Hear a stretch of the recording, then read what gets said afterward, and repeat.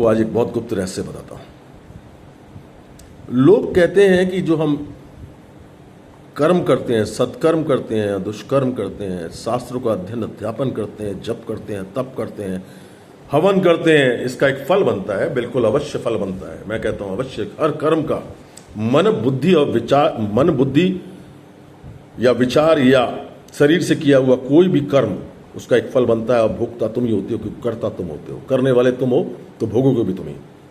मगर मैं एक बात कहता हूं, अगर तुमने संचय किया हुआ है, तुमने सत्कर्म करके या जो भी मैंने कहा हवन, दान, पुण्य, जप, तप जो भी किया हुआ है, उससे तुम्हारे पास जो संचित इसका जो फल है, अगर तुम चाहो तो इसको दूसरे को, किसी को जो दीन है, दुखी है, मृत्यु की सैया पर है, उसको ट्रांसफर भी कर सकते हो।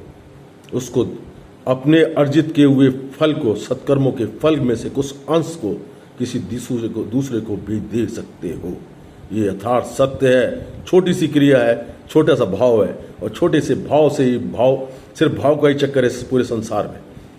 भाव से ही तुम संकल्प करके, छोटी सी क्रिया करके, तुम एक मरते हुए जीव को, मरते हुए मनुष्य को, अगर तुम अपने जीवन का आधा जीवन, चौथाई जीवन, श्रेष्ठ चौथाई जीवन, एक तिहाई जीवन, एक बटा 10वां हिस्सा भी अगर ट्रांसफर करते हो तो वो ट्रांसफर हो जाता है। और ये भी है, तुम्हारे सत्कर्मों का फल अगर तुम किसी को, दूसरे को देना चाहते हो, दया करके, करुणा करके, उसके स्नेह में, उसके प्रेम में, बंधन में बंधे हुए, तो यथार्थ सत्य है कि उसकी सैया के किनारे बैठ खड़े होकर अगर तुम ऐसी क्रिया करते हो तो वो अवश्य उसको ट्रांसफर हो जाएगा। और तुम जानोगे कि वो सही हो गया, वो स्वस्थ हो गया और उसका जीवन बच गया।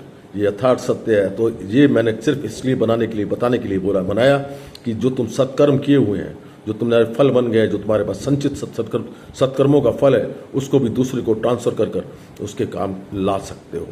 यही संत करते हैं। संत जो परम गुरु होते हैं, जो तत्वनिष्ठ होते हैं, परम ज्ञानी होते हैं, या जो तत्वनिष्ठ होते हैं, तत्व ज्ञानी होते हैं, वो उनके पास जाने मात्र से अगर आप अपने व्यथा उनको सुनाते हैं, भले ही उन्होंने आपको कोई जवाब नहीं दिया, तो यथार्थ सत्य मानना कि उनकी वृत्ति में वो चला गया, और उनकी वृत्ति में गया तो वो परमात्मा की तक पहुंच गया, और वो यथार्थ में आपका काम बिना उनके बोले ही स्वयं पूर्ण हो जाता है। ये अनन्य बार हुआ है और ऐसा होता है, अवश्य होता है। ये अकाट्य वाक्य है, इसको काट नहीं सकता, क्योंकि जो तुमने उसको सुनाया, जो अपना दुख, उसको कष्ट, अपनी वेदना सुनाई, वो उसने नहीं, उस परम तत्वनिष्ठ गुरु ने उसके कानों में जो गया तो वो उसकी वृत्ति में चला गया, और वो वृत्ति में गया तो वो वृत्ति से उस परमात्मा में चला गया। परमात्मा ने सुना उसको, और वो उसका साधन अवश्य करता है। ऐसा मैंने अनन्य बार पाया है, और यही परम सत्य है।